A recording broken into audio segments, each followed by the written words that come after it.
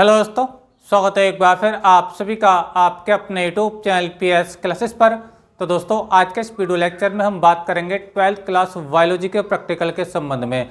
जी दोस्तों, जिन छात्रों ने 12th क्लास बायोलॉजी के प्रैक्टिकल के संबंध में मिलर का प्रयोग यानी मिलर एक्सपेरिमेंट टॉपिक तैयार किया है और इसका डायग्राम अपने चार्ट पेपर पर बनाया है या फिर इसका मॉडल तैयार किया है, तो आज के इस वीडियो लेक्चर में हम आप लोगों को बताएंगे कि इस टॉपिक से एग्जामिनर द्वारा वाइवा में कौन कौन से सवाल पूछे जा सकते हैं और उन सवालों का आप लोगों को क्या जवाब देना होगा ताकि आपका वाइवा पूरी क्लास में सबसे अच्छा हो। दोस्तों, जैसा कि हम लोग जानते हैं कि आपके प्रैक्टिकल के अंदर चाहे वो फिजिक्स का हो, केमिस्ट्री का हो या फिर बायोलॉजी का हो, ठीक है, अगर आपका थ्योरिकल सिलेबस यानी जो थ्योरिकल प्रैक्टिकल है, लिखित वाला जो प्रैक्टिकल है, वो आपका चाहे कितना भी अच्छा क्यों ना हो, पर अगर आपका वाइवा अच्छे से नहीं हो पाया यानी एग्जामिनर ने आप लोगों से जो मौखिक सवाल पूछे उस टॉपिक से अगर आप उनका जवाब अगर नहीं दे पाएंगे तो बच्चों आपको वाइवा में यानी प्रैक्टिकल में आपको अच्छे से नंबर नहीं मिल पाएंगे। ठीक है, तो दोस्तों, यदि आप चाहते हैं कि आपका वाइवा पूरी क्लास में सबसे अच्छा हो और आप एग्जामिनर द्वारा पूछे गए हर सवाल का बड़े आसानी से जवाब दें, तो बच्चों उसके लिए आज आपको इस वीडियो लेक्चर को पूरा देखना होगा। आपको गारंटी देता हूँ 100%, अगर आप एक बार वीडियो लेक्चर को पूरा देखते हैं तो बच्चों वाइवा देते समय आपके सामने बच्चों एक भी सवाल ऐसा नहीं आएगा जिसका आप जवाब ना दे पाएँ। एग्जामिनर आप लोगों से कोई सा भी सवाल पूछ लें, ठीक है, आप उसका बड़ा आसानी से जवाब उनको दे पाएंगे। ठीक है, तो चलिए स्टार्ट करते हैं। तो देखिए दोस्तों, जो मिलर हैं ये अमेरिका के वैज्ञानिक थे। मिलर अमेरिका के वैज्ञानिक थे। अब उन्होंने जो प्रयोग किया है, उन्होंने जो ये एक्सपेरिमेंट किया है, इसको करने का उनका पर्पज क्या है, उनका उद्देश्य क्या था, वो पहले समझ लीजिए, फिर पूरी इस व्यवस्था को भी समझेंगे। ठीक है बच्चों, मिलर का इस प्रयोग को करने का जो उद्देश्य था वो ये था कि पृथ्वी पर जीवन की उत्पत्ति कैसे हुई है उसकी सही जानकारी प्राप्त करना था। समझ में आप लोगों को मेरा? अब देखिए, इस प्रयोग को करते समय उन्होंने क्या क्या व्यवस्था करी थी लैब के अंदर, पहले उसको समझ लेते हैं, फिर इससे रिलेटेड क्वेश्चनों को भी समझेंगे और साथ में उनके मैं आंसर भी आप लोगों को बताऊंगा। कतई बिल्कुल नहीं घबराएंगे आप लोग, गारंटी है आप लोगों को नंबर 1 का वाइवा आपका होगा, लेकिन शर्त यही है कि एक बार वीडियो लेक्चर आप पूरा जरूर देखें। तो देखिए स्टैंड, सबसे पहले उन्होंने क्या किया था, एक छोटा सा ये फ्लास्क लिया था, जिसके अंदर उन्होंने जल लिया था। अभी स्टार्टिंग बता रहा हूँ, ये गर्म इसको बाद में किया जाएगा, सबसे बिल्कुल स्टार्टिंग बता रहा हूँ, जीरो लेवल से बता रहा हूँ आप लोगों को, ध्यान समझें। उन्होंने क्या था, एक छोटा सा फ्लास्क लिया था, ठीक है, और इसके अंदर उन्होंने क्या लिया था बच्चों, जल लिया था। ठीक है, अच्छा, अब देखिए इसके साथ साथ इस फ्लास्क साथ एक साथ ये दूसरा फ्लास्क भी लिया था। एक दूसरा फ्लास्क था, साइज में ये बड़ा था, देखो ये छोटा और ये बड़ा है। ठीक है, अब जो बड़ा वाला फ्लास्क है उसके अंदर उन्होंने 3 गैसों का मिश्रण लिया था। कौन कौन सी? मीथेन, अमोनिया और हाइड्रोजन। इन तीनों गैसों के मिश्रण को उन्होंने कहा लिया था बच्चों, इस बड़े वाले फ्लास्क में लिया था। समझ में आप लोगों को मेरी बात? अच्छा, अब इस बड़े वाले फ्लास्क के अंदर एक चीज और ध्यान से समझें मेरे, इस बड़े वाले फ्लास्क के अंदर उन्होंने क्या लिए थे, धातु के 2 इलेक्ट्रोड लिए थे, धातु की 2 छड़ें ली थी। ठीक है, ये धातु की छड़ें क्या कहलाती है बच्चों, इलेक्ट्रोड कहलाती हैं, और दोनों के लिए टंगस्टन की बनी हुई थी। अभी मैं क्वेश्चन में आपको समझाऊंगा, घबराएं बिल्कुल नहीं। ठीक है, तो उन्होंने 2 इलेक्ट्रोड भी लिए थे। इनका इलेक्ट्रोड किस लिए लिए थे उसको समझिए। इसको लिया था बच्चों यहाँ पे चिंगारी उत्पन्न करने के लिए, आर्क उत्पन्न करने के लिए इसको यहाँ पे लिया गया था। क्योंकि ये जो एक्सपेरिमेंट हुआ है ये तो 1952 में हुआ है लगभग, कहीं पर 1952 लिखा हुआ है, कहीं पर 1953 लिखा हुआ है, लेकिन बच्चों जीवन की जो उत्पत्ति हुई है लगभग 4-5 खरब वर्ष पहले हुई है।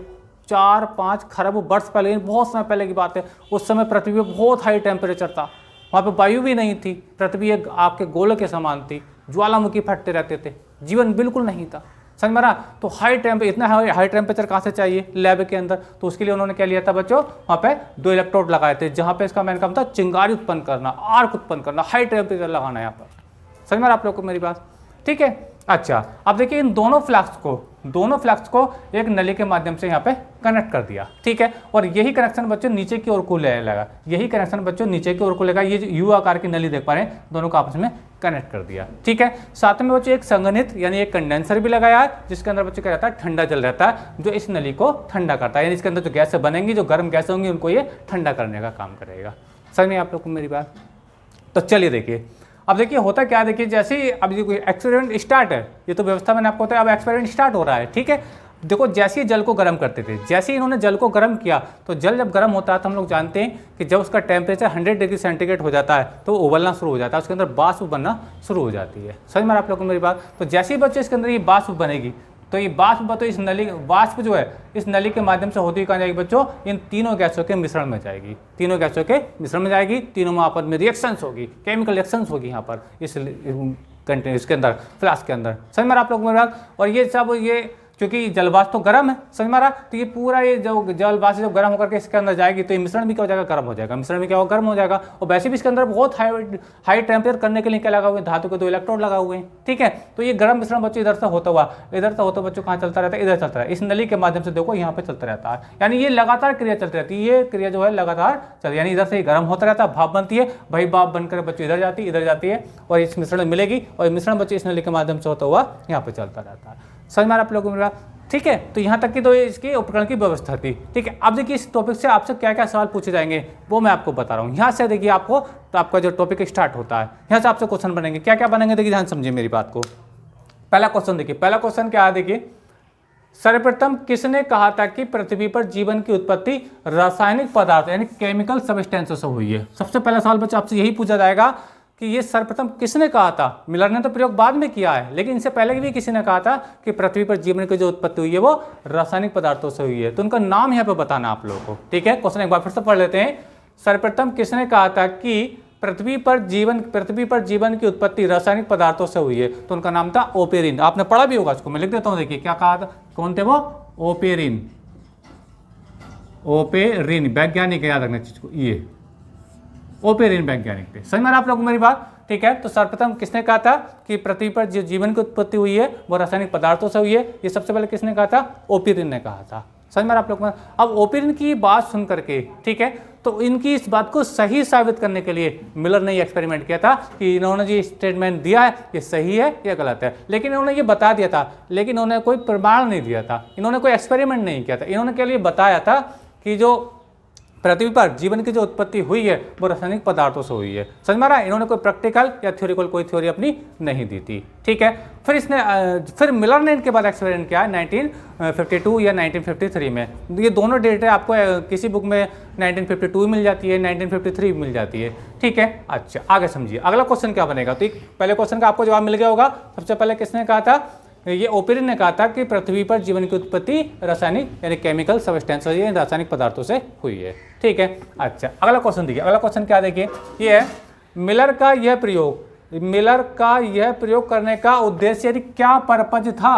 ये मिलर थे अमेरिका के वैज्ञानिक, ठीक है, इनका क्या पर्पज था कि इस प्रयोग को करने का क्या पर्पज थी, ये उद्देश्य आपको बताना। आपसे एग्जामिनर यही पूछेंगे कि मिलर ने ये एक्सपेरिमेंट किया इसको, तो वो क्या ज्ञात करना चाहते थे, उनका पर्पज क्या था, उनका उद्देश्य क्या, ये तो पता होना चाहिए। कोई प्रैक्टिकल होता है तो कुछ ना लैब के अंदर बनाने के लिए होता है, कुछ नॉलेज प्राप्त करने के लिए होता है, तो उसी प्रकार से आपसे पूछा जाएगा कि मिलर ने जो एक्सपेरिमेंट किया है तो उनको इसको करने का पर्पज क्या था, क्या जानकारी लेना था, क्या करना चाहते थे वो, ठीक है। तो आपको यहाँ पे क्या जवाब देना होगा, इस क्वेश्चन के में आपको क्या जवाब देना होगा, आपको जवाब देना होगा कि मिलर का इस प्रयोग को करने का जो उद्देश्य था सर वो ये था कि वो जानना चाहते थे कि पृथ्वी पर जो जीवन की उत्पत्ति हुई है वो किस प्रकार हुई है, उसकी सही जानकारी प्राप्त करना था। एक बार फिर से रिपीट करो बच्चों, मिलर का जो उद्देश्य था वो ये था कि पृथ्वी पर जीवन की जो उत्पत्ति हुई है उसकी सही जानकारी क्या है, उसकी सही जानकारी प्राप्त करना उनका उद्देश्य था। समझ में आप लोग को मेरी बात। तो आपसे पूछा जाए कि मिलर का ये प्रयोग करने का पर्पज क्या था, तो उनका पर्पज था कि पृथ्वी पर जो जीवन की उत्पत्ति हुई है उसकी सही जानकारी क्या है, ठीक है, यानी उसके बारे में सही जानकारी प्राप्त करना था, ये उनका पर्पज था, ठीक है। अच्छा क्वेश्चन नंबर 3 क्या थी, क्वेश्चन नंबर 3 है बच्चों, इस प्रयोग में कौन कौन सी गैसों का प्रयोग किया गया था। तो ये मैं अभी देखो आपको बता रहा था, इस प्रयोग के अंदर 3 गैसें थी, मीथेन, अमोनिया और हाइड्रोजन। 3 गैसें बहुत ही आपसे पूछी जाएंगी कि इस प्रयोग में जब उन्होंने प्रयोग किया था तो कौन कौन सी गैसें ली थी, कि आपका CH4 लिया था और NH3 लिया था और H2 लिया था। अगर आपसे ये पूछा जाए कि ऑक्सीजन क्यों नहीं लिया गया था, तो बच्चों ऑक्सीजन इसलिए नहीं लिया गया था क्योंकि बच्चों आपसे 4-5 खरब वर्ष पहले, 4-5 खरब वर्ष पहले, बहुत समय पहले की बात है, उस समय पृथ्वी पर ऑक्सीजन नहीं थी। इसको जब प्रयोग को किया था तो यहाँ से ऑक्सीजन को यहाँ से बाहर निकाल दिया था, ऑक्सीजन यानी O2 को यहाँ से क्या निकाल दिया था, बाहर निकाल दिया था इस निर्वातित पंप की सहायता से। इसको बोलते हैं बच्चों निर्वातित, यहाँ पे निर्वात उत्पन्न किया था, वैक्यूम उत्पन्न किया था, वैक्यूम में ये एक्सपेरिमेंट हुआ था, तो इसको बोलते हैं बच्चों निर्वातित पंप। निर्वातित पंप आप देख पा रहे ये, ठीक है। यहाँ से पहले क्या कर दिया था, ऑक्सीजन को यहाँ से निकाल दिया गया था। तो कौन कौन सी गैसें थी याद रखना, CH4 NH3 और H2। O2 नहीं थी, ऑक्सीजन नहीं थी, उस समय ऑक्सीजन नहीं थी। समझ में आप लोग को मेरी बात? ठीक है, ये जो प्रयोग हो रहा है ये कहाँ हो रहा है? वैक्यूम में हो रहा है, निर्वात में ये प्रयोग किया था। यानी इस लैब के अंदर जितनी ऑक्सीजन थी पहले उसको बाहर खींच दिया था इस पंप के माध्यम से। समझना इस चीज को, ठीक है। अच्छा आगे देखिए, आगे अगला क्वेश्चन क्या देखिए, तो गैसों का नाम मैंने आपको बता दिया। इस प्रयोग में कौन कौन सी गैसें प्रयोग की गई थी आपको मैंने बता दिया, मीथेन, अमोनिया और हाइड्रोजन। ठीक है, अगला क्वेश्चन देखिए, अगला क्वेश्चन है इन गैसों का अनुपात क्या था, यानी ये जो गैसें ली गई हैं इसके अंदर इसका रेशियो क्या है, क्या अनुपात है, इसको बताना है। ठीक है, तो इन गैसों का जो बच्चों अनुपात था वो तो मैं लिख देता हूं, देखिए 2:1:2 ये रेशियो था। यानी इसके अंदर जो गैसें ली गई हैं उनका रेशियो कितना था? 2:1:2 था। समझ में आप लोगों को? तो याद रखना, कई बार ये आपका शॉर्ट क्वेश्चन के रूप में एग्जाम में भी बहुत ज़्यादा ही पूछा जाता है कि कौन कौन सी गैसें यूज की थी, उनका अनुपात क्या था। दोनों ही मैंने आपको बता दिए, तीनों गैसें बता दी, उनका रेशियो मैंने आपको बता दिया। ठीक है, अच्छा आगे देखिए क्वेश्चन नंबर 5 क्या है। क्वेश्चन नंबर 5 बच्चों, यह प्रयोग कब किया गया था, यह प्रयोग कब किया गया था। अब इस प्रयोग के बच्चों बुक के अंदर किसी बुक में लिखा होता है 1952, किसी बुक में होता है 1953 होता है। ठीक है, तो आप अपने अनुसार चाहे तो आप 1953 मान लें, चाहे 1952 मान लें। तो मैं यहाँ पे 1953 यहाँ पे लिख रहा हूँ। तो ये प्रयोग कब किया गया था बच्चों? 1953 में किया गया था, 1953 में किया गया था, 1953। याद रखें इस चीज़ को, ठीक है। अच्छा दोनों फ्लक्स का साइज क्या है? ये जो फ्लक्स आप देख पा रहे होंगे, जब उन्होंने एक्सपेरिमेंट ये किया था लैब के अंदर, तो जो फ्लक्स आप देख पा रहे होंगे, ठीक है, ये वाले फ्लक्स, इनका साइज क्या था, कितने कितने साइज थे? तो बच्चों मैं आपको बताऊं, ये छोटा वाला जो फ्लास्क है ना, छोटा वाला, इसका साइज था बच्चों लगभग आधा लीटर। कितना था? लगभग आधा लीटर, यानी 1/2 लीटर। समझ में आ रहा है आप लोगों को? तो यहाँ पर यही पूछेगा कि दोनों फ्लास्कों का साइज क्या था। तो छोटा वाले फ्लास्क का साइज था 1/2 यानी आधा लीटर था। वो जो बड़ा वाला फ्लास्क है जिसके अंदर तीनों गैसों का मिश्रण था वो था बच्चों आपका 5 लीटर। कितना था वो? लगभग 5 लीटर का ये फ्लास्क था। यानी इसकी कैपेसिटी 5 लीटर थी और इसकी कैपेसिटी कितनी थी बच्चों? वो आधा लीटर थी। समझ में आप लोगों को मेरी बात? चलिए, तो ये भी आपको क्लियर हो गया होगा। आगे समझिए, आगे क्या देखिए, एक चीज यहाँ पे और पूछी जा सकती है कि ये जो फ्लास्क होते हैं, ये जो फ्लास्क आप देख पा रहे हो कि दोनों ये काय के बने होते हैं, ये कांच के बने होते हैं। काय के बने होते हैं बच्चों? ये कांच के बने होते हैं। इस बात को ही पूछ लेता है एग्जामिनर। कभी कभी आपके सामने चार्ट रखा तो पूछेगा ये क्या है, ये फ्लास्क है, काय का बना हुआ, कांच का बना हुआ होता है। याद रखना चीज को, ठीक है। चलिए नेक्स्ट बात करते हैं, अगला क्वेश्चन देखिए। ये ये प्रयोग में इलेक्ट्रोड लगाए गए थे, प्रयोग में इलेक्ट्रोड लगाए, ये जो इलेक्ट्रोड आप देख पा रहे होंगे, ठीक है, ये वाले इलेक्ट्रोड, ठीक है। तो ये जो इलेक्ट्रोड थे ये किस धातु के बने थे, ये कहने का मतलब है ना, लगाए थे ये किस धातु, इसमें धातु बतानी है, लगाए थे ये इसकी धातु के लिए आपको बताना है कि धातु कौन सी थी। ये जो इलेक्ट्रोड लगे हैं, जैसे चिंगारी उत्पन्न हो रही है, आर्क उत्पन्न हो रहा है, ठीक है, तो ये जो इलेक्ट्रोड थे किस धातु के थे बच्चों? ये थे आपके किसके? टंगस्टन धातु के। किसके थे बच्चों? टंगस्टन धातु के थे। और इनका मेन काम क्या था, किस लिए लगाया था? यहाँ पे चिंगारी उत्पन्न करने के लिए, ठीक है, इसको यहाँ पे लगाया गया था। ठीक है, तो वही मैंने आपको बता दिया कि प्रयोग में इलेक्ट्रोड लगाए थे वो किस धातु के थे बच्चों? वो टंगस्टन धातु के। किसके थे? टंगस्टन, टंगस्टन धातु के थे। अगला क्वेश्चन थे क्या, ये इलेक्ट्रोड की धातु के थे, और सेम क्वेश्चन आ गया, तो ये तो मैंने जवाब दे दिया आप लोगों को। ठीक है, इसका काम क्या था वो अभी आपसे पूछेंगे, किस लिए लगाए गए हैं, तो इसका काम है चिंगारी उत्पन्न करने। ये चिंगारी तो आप देख पा रहे हैं, ये चिंगारी तो है भाई, ये चिंगारी है, चिंगारी, ठीक है, चिंगारी उत्पन्न करने के लिए इसको लगाया था, यानी हाई टेम्परेचर यहाँ पे पैदा करने के लिए। ठीक है, अच्छा आगे देखिए, और एक बात मैं आपको बता दूं कि जब ये एक्सपेरिमेंट हुआ था तो जो टेम्परेचर था ना वो लगभग कितना था? 800 डिग्री सेल्सियस था। कितना था? 800 डिग्री सेल्सियस। यानी ये जो आपका एक्सपेरिमेंट हुआ था मिलर के द्वारा, इस एक्सपेरिमेंट के समय इस लैब के अंदर जो टेम्परेचर था इस सिस्टम का वो कितना था? 800 डिग्री सेल्सियस था। बहुत हाई है ना। समझ में आप लोगों को कि ऐसा कि इतना हाई क्यों लिया गया? क्योंकि बच्चों अब से 4-5 खरब वर्ष पहले, यानी बहुत साल हो गए ना, 4-5 खरब, बहुत साल, कई सारे वर्ष हो गए, ठीक है। तो उस समय जो पृथ्वी थी बच्चों वो कहती बहुत गर्म थी, उस पर ऑक्सीजन तो थी नहीं जो ठंडी होती हवा के माध्यम से, ठीक है, तो बहुत गर्म थी, वहाँ पर ज्वालामुखी फटते रहते थे लगातार, ठीक है, यानी एक आग का गोला थी, ठीक है। तो उसी कल्पना करते हुए इस एक्सपेरिमेंट को करते समय लैब के अंदर जो टेम्परेचर रखा गया था इस सिस्टम का, कितना रखा था? 800 डिग्री सेंटीग्रेड रखा था। इसको भी याद रख लेना आप लोग, ठीक है। कभी आपसे पूछ लेता है कि जब एक्सीडेंट हुआ था तो इसका टेम्परेचर कितना था, तो कितना था? लगभग 800 डिग्री सेल्सियस था, ठीक है।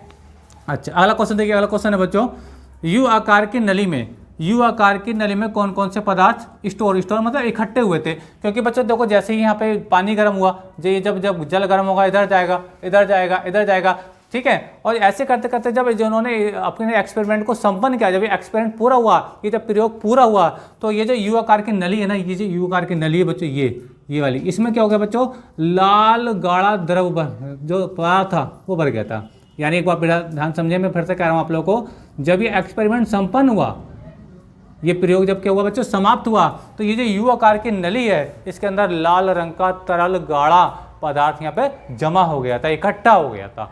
इसको यहाँ पे पूछा गया है कि यू आकार की नली में कौन कौन से पदार्थ भरे हुए थे। ठीक है, ये जो जब प्रयोग संपन्न हुआ है, तो ये जो यू आकार की नली आप देख पा रहे होंगे, ठीक है, तो इसके अंदर लाल गाढ़े रंग का पदार्थ आकर के यहाँ जमा हो गया था, इकट्ठा हो गया था अवक्षेप के रूप में। ठीक है, अब इसके अंदर पूछा गया कि वो कौन कौन से पदार्थ थे, तो इनके अंदर पदार्थ कौन कौन से थे।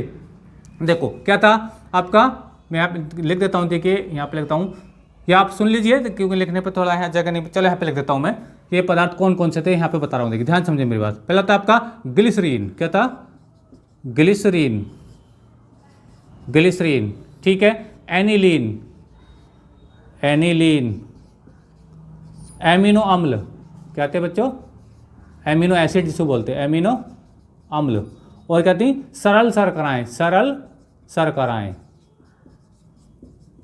तो ये कुछ आप यहाँ पे नाम देंगे। आपसे अगर पूछा जाए कि यू आकार की नली में कौन कौन से पदार्थ स्टोर हुए थे, कौन कौन से पदार्थ जमा हुए थे, तो ग्लिसरीन है, एनिलीन है, एमिनो अम्ल है, ठीक है, क्या बच्चों, एमिनो अम्ल है, और साथ में आपका सरल शर्करा, तो ये यहाँ पे इकट्ठा हुई थी। समझ में आप लोगों को मेरी बात।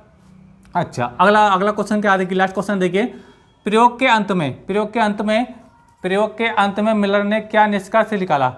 प्रयोग, ये जो अब एक्सपेरिमेंट जब संपन्न हुआ, ठीक है, तो उन्होंने क्या निष्कर्ष निकाला, क्योंकि जब प्रयोग जब संपन्न हुआ है, तो ये सारे पदार्थ कहाँ मिले थे, इसके अंदर परख नली में आकर के मिले थे, यहाँ पे यू आकार की नली में आकर के जम गए थे। और हम लोग जानते हैं बच्चों, किसी भी ह्यूमन के अंदर क्या होते हैं, बहुत सारे एमिनो अम्ल होते हैं, शर्कराएं भी होती हैं, होती है क्या नहीं होती, आपकी बॉडी में भी, हमारी बॉडी में एमिनो अम्ल होते हैं, समझ में आ रहा है। ठीक है, तो ये यहाँ पूछा गया कि प्रयोग के अंत में मिलर ने क्या निष्कर्ष निकाला, तो इन्होंने ये निष्कर्ष निकाला कि जो ओपेरिन ने बात कही थी कि जो पृथ्वी पर जीवन की जो उत्पत्ति हुई है वो किससे हुई है, रासायनिक पदार्थों से हुई है, तो वही तो ये रासायनिक पदार्थ है, इन्हीं के माध्यम से पृथ्वी पर जीवन की उत्पत्ति हुई है। तो आपसे पूछा जाएगा कि प्रयोग के अंत में मिलर ने क्या निष्कर्ष निकाला था, तो उन्होंने निष्कर्ष निकाला कि पृथ्वी पर जीवन की उत्पत्ति जो हुई है वो रासायनिक पदार्थों से ही हुई है, और ये रासायनिक पदार्थ मैंने यहाँ पे कुछ एग्जाम्पल भी दे रखे हैं। ठीक है, तो ये सारे सवाल बच्चों आप लोगों से पूछे जा सकते हैं। तो उम्मीद करता हूँ बच्चों आपको वीडियो अच्छा लगा होगा, जानकारी अच्छी लगी बच्चों। अब बहुत ज़्यादा मेहनत करनी पड़ती वीडियो बनाने के लिए, प्लीज़ आपका बच्चों एक लाइक हमें चाहिए होता है,